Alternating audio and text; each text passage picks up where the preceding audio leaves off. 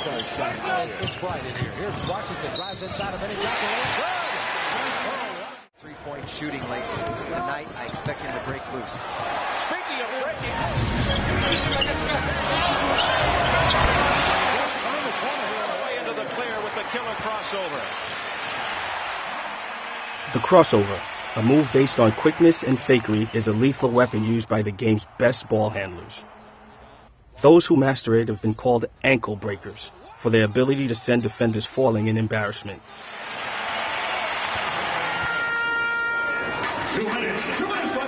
Dwayne Wade has a deadly crossover. He explains his technique and the players who inspired him.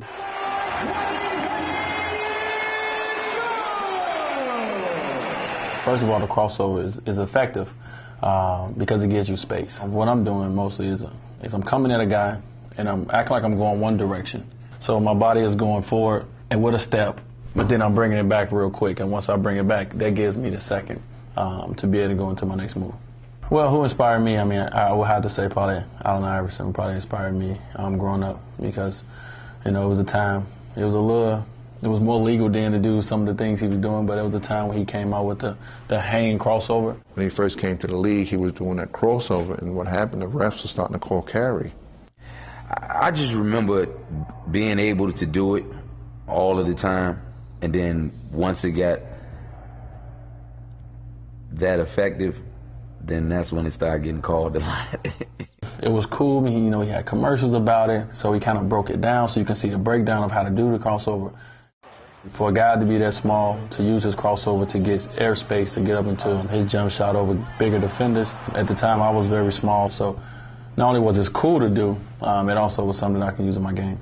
I remember the one that he crossed Michael Jordan over twice. He crossed him over this way and he crossed him over the other way and he hit the jump shot. So that also made it cool for everyone to want to do. I used to always tell my friends, when I get on that stage, I'm going to try my move on the best. And I never forget the play. I never forget coming off the screen and him switching and Phil Jackson hollering his name, telling him to, switch out on me. And then I gave him the first little one, and I seen that, he was biting on it.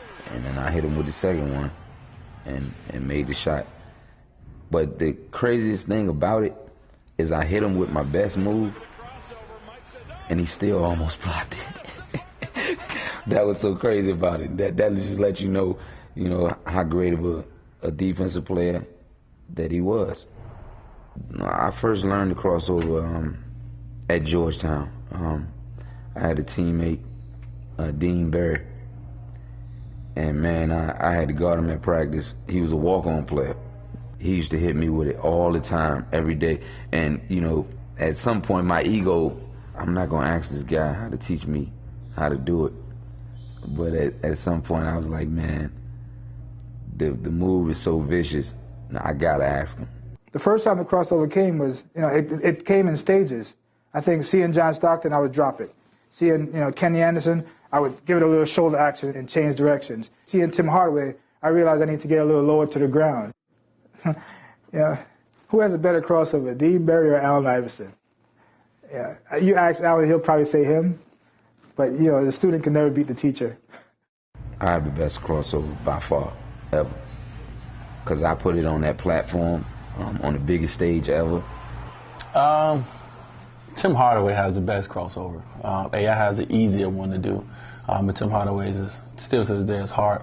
But it was probably the most effective crossover. But you don't see a lot of guys doing it because a lot of guys can't do it. Tim Hardaway used to come at people, 100 miles an hour and change directions 2 ways. He'll go bing, bing real fast. And that's hard for a lot of people to do. So Tim Hardaway is probably the toughest. You get beat up, people had their forearms on you, they could hand check you and all that. So for us to get past that, we had to work on our game to get a move to get past people.